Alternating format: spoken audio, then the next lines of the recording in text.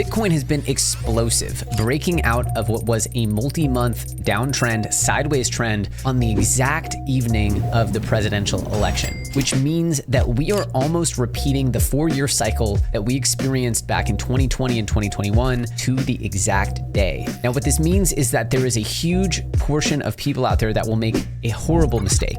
In fact, over 90% of people right now are at risk of making this mistake because of what we call recency bias. And I'm very, very worried that people will not heed the lessons of the past. And one of the biggest issues is that some of the most exciting altcoins of the cycle have become extremely boring and even started to go sideways and lose a little bit of ground to Bitcoin over the last few days. What people don't realize is that this is exactly what happened in 2020, almost exactly to the T. So we're going to be showing you not only why this is so repetitive, but answering the critical question: should you jump out of your altcoins into Bitcoin fearing that you're going to miss the Bitcoin super cycle, or should you be sitting tight in your bags and just waiting out this period until the first major capital rotation into the altcoins in the next few weeks? I'm going to give you the answer right now. First up, let's do some crystal ball time. This is Miss Cleo EllioTrades edition, so I hope you guys enjoy it. First of all, let's go ahead and predict that Bitcoin is going to hit 120K by the inauguration. The presidential inauguration, to me, is the first meaningful sell the news event. And that could mean that we kind of rally in fits and starts through the rest of the year and then sell off coming into the inauguration. Now, the reason why I think this is going to happen is because whenever something really, really bullish is happening, like, the first ever crypto president in the history of the world, well, tends to be that the whales will try to fake people out right as the big good stuff starts to happen. So I'm predicting a little bit of a sell the news event because we've rallied so hard on the news of the Trump win. It's only right to me that there will be some games around the inauguration before resuming what I can only assume will be a storybook bullish year. That's why I think it'll be a sell the news event right around the inauguration. It'll scare people to think, well, maybe Trump isn't that bullish for crypto. Whatever the reason is, I believe that this will represent the beginning of the next phase of the bull market. I believe that Bitcoin could bounce between 120 and 90, even coming under that six-figure $100,000 psychological mark, and this would start the intergalactic alt season in February. The rest of this prediction we can come back and revisit. Again, it's crystal ball stuff. I hope it comes right. Again, this is just fun predictive stuff, and if it does, you better believe I'll claim to be an alien time traveler. But for now, this is just me trying to base what we've seen off of historical parallels using realistic price targets and game theory. And one of the reasons why we have to look so strongly at the last few cycles is,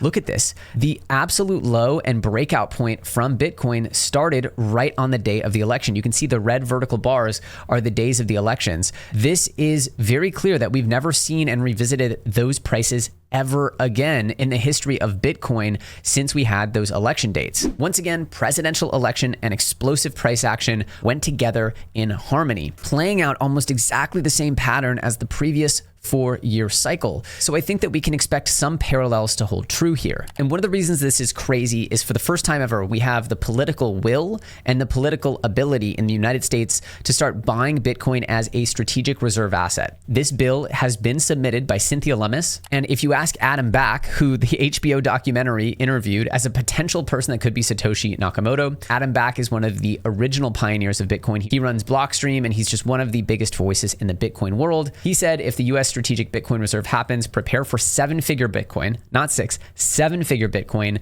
this cycle. The market is skeptical on meaningful follow through for now. So that is not all priced in. You guys know, if you've been around this channel for a long time, I don't believe anything is priced in. I don't think you can price in parabolas and the absolute explosive Lindy effect of cryptocurrencies. They are reflexive assets that become more exciting the more people buy. They can explode upwards or downwards, and it's all about human emotion. But until that cycle really kicks off, you cannot price these things in because they're momentum based and they're so exponential. Very hard for people to comprehend exponential growth. This is totally off topic, but an interesting explanation of why we cannot fathom exponential growth is this one. I actually love this one. If you fold a piece of paper 52 times, supposedly it reaches a distance farther than between Earth and the moon. Each fold doubles the thickness of paper. So the initial thickness of paper is 0.1 millimeters, typical value for standard office paper. If you fold the paper paper 52 times, then it becomes 2 to the 52nd. That's how effectively you get doubling it 52 times. And then you convert this to the thickness of paper, which is 0.1 millimeters,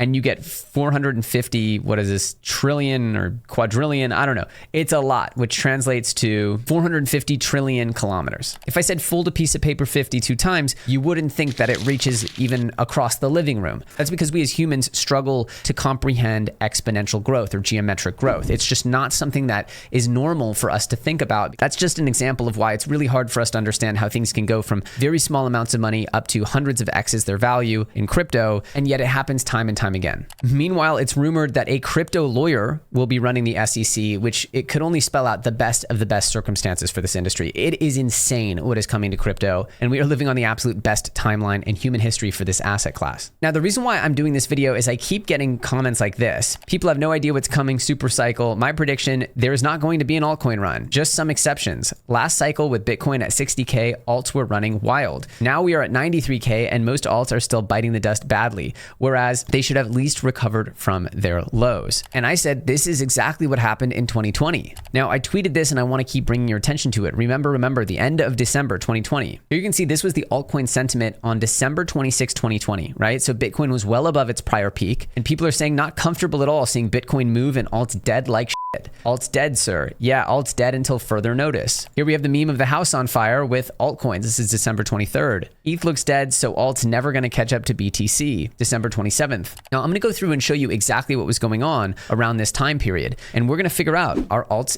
dead? Were they dead? Or should they have been something that you hold on to knowing what's going to happen next? Now, the first example I'm going to bring up is Polygon. Now, Polygon was actually one of the best performers of the entire alt season. And as you can see here, it eventually went on to make its way all the way up to almost $3. I think its all-time high here was $2.92. But if we go back to the beginning of the bear market or during this bear market, we can see it was trading here in November of 2020, not far off from where we are right now at about 1.5 cents, 1.2 cents here. And as we see from November till the real breakout, which occurred here at the beginning of February, we can see that from November all the way through January, it grew, but it grew very slowly from about 1.5 cents up to 3.5 and eventually 4 cents here before it hit its inflection point. And as you can see, once it inflected up at the beginning of sort of February, we see it goes from 4 cents up very quickly to 40 cents. So a 10x from the beginning of February to the beginning of March or mid-March. And then if we go to the next peak, it's at 88 cents here. And this is the end of April, the beginning of May. And once we get here to mid-May, what we see is that it's all the way up here at $2. So it really wasn't moving here in this realm. And the question is, should you have just waited for that February breakout to buy it? If we look at Bitcoin during this time, we can see that during this sort of November 2020 range,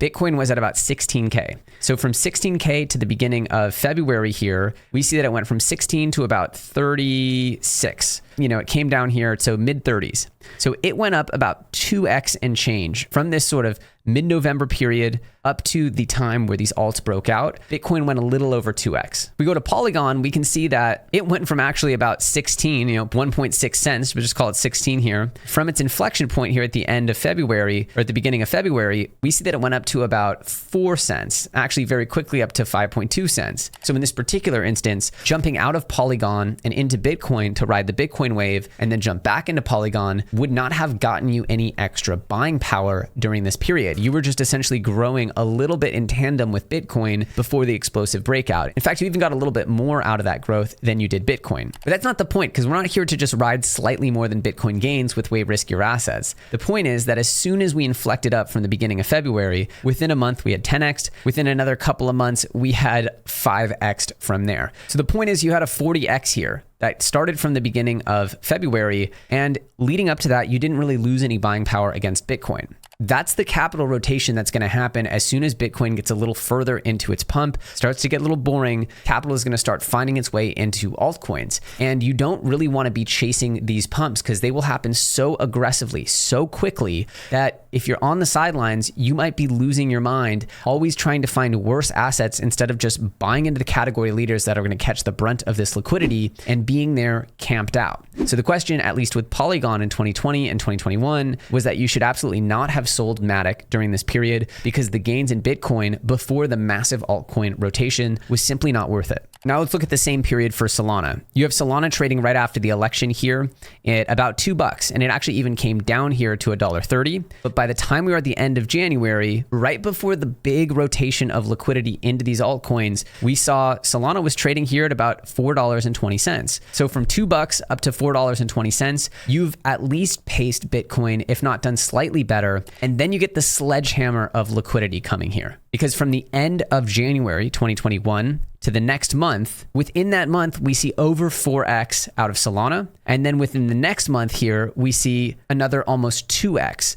So you see another 8x here out of Solana. But we know for a fact is that was just the beginning, because it made its way up to $44 by May 20th, settled during the summer, came down maybe about 30-40% here, and eventually made its way up to $260. That was 100x from the November lows. And so the question is, should you have jumped in and out of Solana at this time? Well, maybe there was a moment at which Bitcoin moved a little faster and then you could keep jumping back and forth, but you're playing with fire here, in my opinion, because once those rotations start to happen, you're going to be chasing the altcoin pumps, and those can be absolutely insanely scary to chase. I believe that what we're seeing is that the time to chase those gains has long passed, and I believe that from now on out, the good altcoins will keep pace roughly with Bitcoin, and very quickly, at the drop of a dime, sometime in late January, early February, they will start catching seismic rotations of capital into altcoins that will make their gains completely not comparable to Bitcoin at all. Another great example of this is Luna. Remember Luna, the big performer from last cycle? Here you can see that by November, it was trading at about 31 cents here. And here we are before it starts really breaking out the end of January. It's already trading at $1.50. You can see here it's trading about 30 cents mid-November. And then boom, right before it gets the big rotation, it's trading at $1.30. And then 1 month later, $20. And this was only a month and a half later, not quite 2 months later, you get a 20x out of this change, and Bitcoin hadn't even 2x from there. Of course, there was a time to see it come back down to $5 or so here. But then once we got the second half of the cycle, we know Luna eventually peaked here over $100, $116 before having a spectacular collapse. The point is not what happened to Luna, which was bad. We know that that wasn't good. But it was more a question of what should you be doing right now? And should you be worried that altcoins are not explosively up and to the right, even though Bitcoin has broken its all-time high? And the answer is no, I don't think you should worry, because if history is a guide, and I believe history should be a guide considering how accurate the last few cycles have repeated in this particular cycle, from the 2019 peak that was manifested in our case in 2024 to the presidential election lows, it feels almost as if these cycles progress very similarly. Now, there are actually many more examples to get to, but before I do that, I want to remind you of NordVPN. NordVPN is the main sponsor here on the channel for a very good reason, and that is that NordVPN is one of the most useful tools, and it is dirt cheap to use. If you are in crypto, you absolutely need to be using a VPN. VPNs allow you to cover your IP address, to search and sometimes view content that's not available in your country, but most importantly, it allows you a layer of anonymity. When you are browsing the internet and you are browsing specifically crypto addresses, you are leaving little cookie crumbs all over the place that say, hey, here's who I am, here's my identity, and I'm a crypto user. Because while the blockchain is decentralized and anonymous, these crypto websites that interact with the blockchain, any crypto website is actually a centralized front end. They can be hacked, that data can be leaked, and eventually you're associating your name with the fact that you're a crypto user, which puts you in danger. So I highly encourage you, use a VPN, any VPN. The one I use is NordVPN. They sponsor the channel, and if you sign up with the link below, you get a massive juicy discount. They have some awesome features here like threat protection, as well as the dark web monitor, as well as the remote file access. As I've said many times before, you can be forgiven for a lot of mistakes in crypto, but not using a VPN is not something you'll be forgiven for, because it literally only costs a few dollars per month, and it is so easy to do. So make sure you use a VPN, use your noggin, and use the discount code in the link below. Now, I'm sure you guys remember Axie Mania. This is a coin that went from just 50 cents or so back when I covered it on my channel in the end of 2020, all the way up to an historic $160. That is over 320x. It is one of the most magnificent gains we've ever seen. But again, the question becomes, should you have waited for the capital rotation to jump into Axie Infinity? Infinity. Here you can see Axie Infinity in mid-November is trading for about 30 cents. By the time the big rotation happens, it's trading for about 80 cents. So about 2.5x, almost a 3x here out of Axie Infinity. By the time the big rotation happens, it's already at 96 cents here. So more like over 3x. Once again, these are small potatoes because as you're about to see here, as soon as the lick rotation happens, it jumped in the first half of the year all the way up to $10.72. So another over 10x out of Axie Infinity, settled down to a low of $3.20. Again, over 10x from where it started. Again, just showing you that these prices in November, December, if the cycle repeats, are not going to be revisited, and there will be a grind up effect that will eventually go and explode for these altcoins. But of course, we're not just here for a slow grind up. We want to see this stuff. We want to see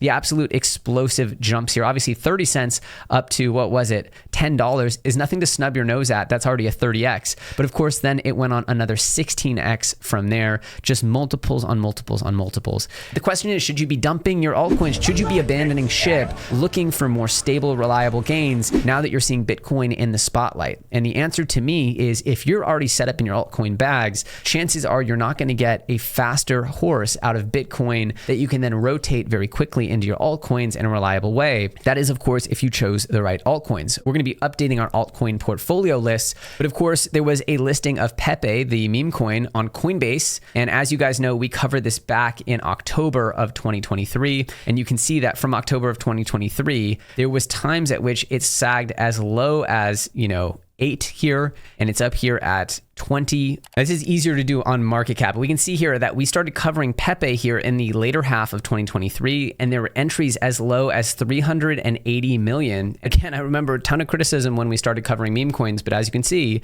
from about 400 million market cap here, all the way to a peak of 10 billion, it's about 25x in market cap growth since we started covering it. Again, this is just one coin. There are coins that I've covered that have gone down, but again, the goal here early in the cycle is to get the category leaders that are going to have dramatic price outperformance compared to their peers. The categories I'm focused on are memes, AI, and gaming. Now, I'm really proud of the work we've done in all of those categories. Of course, you know, I'm the founder of Superverse, which has been absolutely the shining star of the gaming space. And I'll be doing my best to share with you the coins that I think are going to be obvious liquidity black holes for their respective categories, because then we'll see exactly the effect that we saw with Solana, with Axie Infinity, with Polygon, with Luna, and many, many more coins throughout the next phase of this bull run. And for those of you saying there's not going to be a tech alt season, it's just going to be meme coins, well, that's just not true. As we can see here, we've seen XRP jump from just about, what was this, a low of 40 something cents in the summer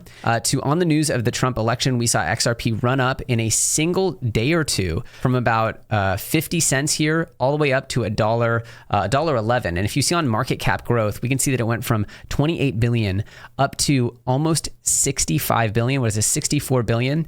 That is an insane amount of market cap growth. That is an insane amount of capital running into XRP. And it's not the only one, because we saw the same exact thing just happen here with Cardano. And if we go to the market cap growth, we can see that it went from about 11.4 billion all the way up to 27 billion. And that is, again, a massive amount of market cap growth. These are considered dinosauric tech alts that you wouldn't expect to be leaping out and jumping up in price anytime soon. But of course, that is exactly how crypto gets you thinking. You think it's one way, everyone gives up on certain narratives and coins, and then boom, they explode and everyone's forced to buy higher, sending the price infinitely up. That's why those unexpected rallies, for example, now the unexpected rallies will be in the tech alts because everyone has jumped full hog into memes. And again, I think memes will continue to run. I think tech alts will have massive, insane liquidity sledgehammers. I think that they will all run, but just know what makes these rallies so special is as people give up on the coins, those coins then get undervalued